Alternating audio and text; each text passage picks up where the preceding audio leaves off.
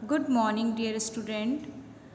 बच्चों, आज हिंदी में हम वसंत का पाठ 9 टिकट एल्बम के बारे में जानेंगे। इस कहानी के लेखक कौन हैं, तमिल से इसका अनुवाद किसने किया है, आदि बातों के बारे में हम जानेंगे। इसके लेखक हैं सुंदरा रामस्वामी। इनका चित्र भी दिया गया है, ध्यान से आप देखिए। इस कहानी के लेखक सुंदरा रामस्वामी हैं, किंतु ये कहानी तमिल में लिखी गई थी, तो तमिल से अनुवाद इसका सुमति अय्यर के द्वारा किया गया है। चूँकि ये कहानी डाक टिकटों के संग्रहण पर है, उनके कलेक्शन पर है, तो सबसे पहले हम जानेंगे कि डाक टिकट क्या होते हैं। बच्चों, डाक टिकट होते हैं कि किसी भी लिफाफे या सरकारी कागजात जो होते हैं उनके ऊपर एक चौकोर स्टैंप लगाया जाता है ना, तो वह उसकी कुछ कीमत होती है, 5 रुपये का, 10 रुपये का, 20 रुपये का, है ना, ऐसे उसकी कुछ कीमत होती है, 1 रुपये का। तो वह स्टैंप डाक टिकट कहलाता है। भारत का प्रथम डाक टिकट जो चित्र दिखाया गया है, यह भारत के प्रथम डाक टिकट का चित्र है, जिसमें जय हिंद लिखा है, 15 अगस्त 1947 लिखा है और इंडिया लिखा है ना, एक तिरंगा बना हुआ है। यह डाक टिकट 21 नवंबर 1947 को जारी किया गया।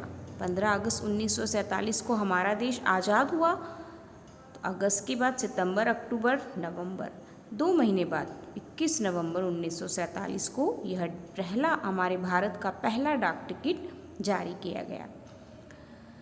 डाक टिकटों का संग्रह, उनका कलेक्शन, इस तरह से अलग अलग तरह के डाक टिकटों को मिलाकर अलग अलग तरह के डाक टिकट इकट्ठे करके उनका कलेक्शन करने का शौक़ बहुत से लोगों को होता है। राजप्पा और नागराजन को भी इसी तरह का शौक़ था, जो इस कहानी के 2 दोस्त हैं, कहानी में बताए गए हैं। उन्होंने भी इसी तरह डाक टिकटों का संग्रह कर उनका एक एल्बम बनाया था। यह 2 दोस्तों की कहानी है बच्चों, नागराजन और राजप्पा की। वे दोनों ही दोस्त थे। नागराजन ने भी टिकट एल्बम बनाया था और राजप्पा ने भी टिकट एल्बम बनाया था।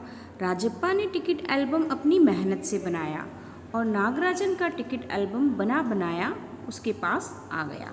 तो जब नागराजन का एल्बम आता है तो क्लास के सभी बच्चे उसके एल्बम की ओर आकर्षित होने लगते हैं, क्योंकि उसका एल्बम राजप्पा के एल्बम से बहुत सुंदर था और बहुत अच्छा बना हुआ था।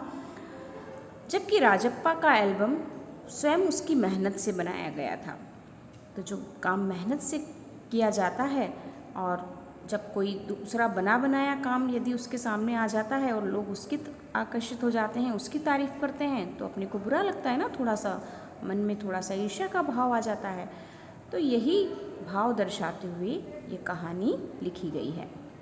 इस कहानी का भाव यही है कि इसमें बच्चों के मन में एक दूसरे के प्रति उठे ईर्ष्या तथा पश्चाताप के भाव बहुत अच्छे ढंग से दर्शाए गए हैं। कि जिस तरह राजप्पा के मन में नागराजन के एल्बम को देखकर ईर्ष्या का भाव उत्पन्न होता है, और वह उस ईर्ष्या में आकर वह उसके एल्बम के साथ कुछ गलत कर देता है और फिर उसे पश्चाताप भी होता है। तो यही भाव इस कहानी में बताया गया है। इस कहानी की यही शिक्षा है बच्चों कि हमें ईर्ष्या का भाव नहीं रखना चाहिए तथा हमें अपनी मेहनत से ही कार्य करने चाहिए। तो इस कहानी को हम पढ़ेंगे, ये बहुत ही अच्छी कहानी है। आप ध्यान से इस कहानी को पढ़िए। आज इसकी इतनी ही जानकारी हम देंगे।